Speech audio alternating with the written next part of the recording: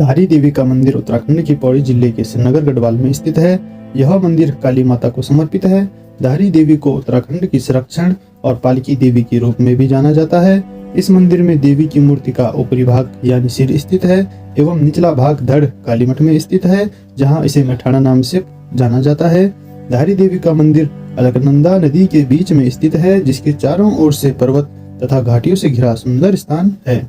भारत में रहस्यमय और प्राचीन मंदिरों की कोई कमी नहीं है।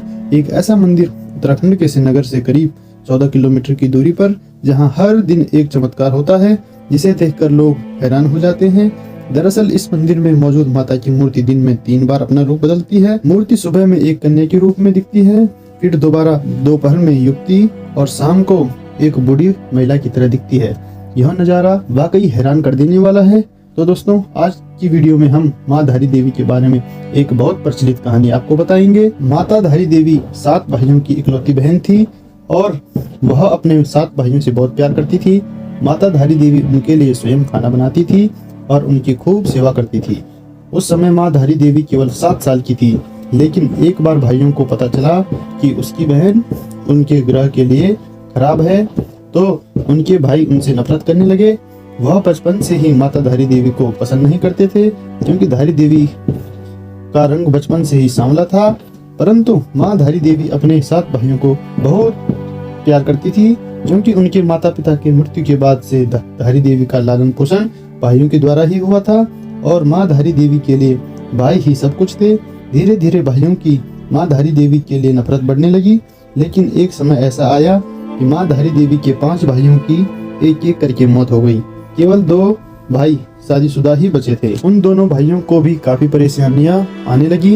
अब दोनों भाइयों को लगा कि कहीं हमारे 5 भाइयों की मौत हमारी बहन के हमारे प्रति खराब ग्रह के कारण तो नहीं हुई, क्योंकि उनको बचपन में ही पता चला था कि हमारी बहन के ग्रह हमारे लिए खराब है। अब दोनों भाई डरने लगे कि वही अब हमारी बारी तो नहीं है। उन दोनों भाइयों ने सोचा कि हम अपनी बहन को ही मार देते हैं। उन दोनों भाइयों ने अपनी अपनी पत्नियों को ये बताया और उनकी पत्नियों ने उन्हें मारने की सलाह दी और उन दोनों भाइयों ने ऐसा ही किया। माँ धारी देवी जब 13 साल की थी, तब उनका सिर धड़ से अलग कर दिया गया और उनके मृत शरीर को रातों रात नदी में बहा दिया गया और माँ धारी देवी का सिर बहते बहते कालियासोड़ के धारी नामक गांव तक आ पहुंचा। सुबह सुबह धारी गांव का एक आदमी नदी किनारे कपड़े धो रहा था। तब आदमी ने देखा कि कोई लड़की बह रही है। उस आदमी ने लड़की को बचाना चाहा, लेकिन नदी में बहुत बहाव था जिससे वह डरकर नहीं गया। उसने सोचा कि कहीं मैं खुद न बह जाऊं, लेकिन अचानक एक आवाज आई दोस्तों कि तू घबरा मत, मुझे यहाँ से बचा और मैं तुझे विश्वास दिलाती हूँ कि तू जहाँ जहाँ पैर रखेगा मैं वहाँ वहाँ तेरे लिए सीढ़ी बनाऊंगी। कहते हैं कि जब वह आदमी नदी में लड़की को बचाने गया तो सच में अचानक एक चमत्कार हुआ। जहाँ जहाँ उस आदमी ने पैर रखे वहाँ वहाँ सीढ़ियाँ बनते गई। कुछ समय पहले तक यह सीढ़ियाँ वहाँ पर दिखाई देती थी और जब उस आदमी ने कटे हुए सिर को लड़की समझकर उठाया तो वह आदमी घबरा गया। वह जिसे लड़की समझ रहा था वह तो कटा हुआ सिर है।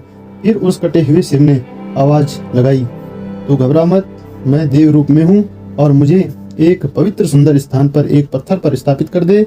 और उस आदमी ने ऐसा ही किया। जैसा जैसा उस कटे हुए सिर ने कहा, वह आदमी वैसा वैसा करता गया कि यह एक देवी ही है।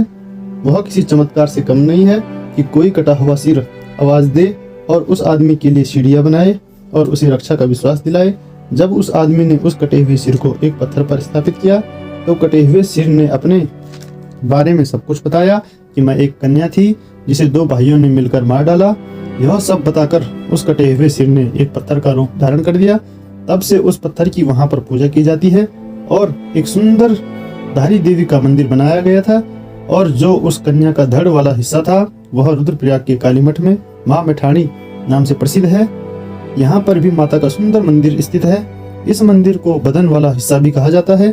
कालीमठ भारत में एक 108 शक्तिपीठ में से एक है। धार्मिक परंपराओं के अनुसार कालीमठ एक ऐसा स्थान है जहाँ देवी काली के रूप में रक्तबीज नाम के राक्षस को मारा था और उसके बाद देवी का माँ पृथ्वी के नीचे चले गई थी।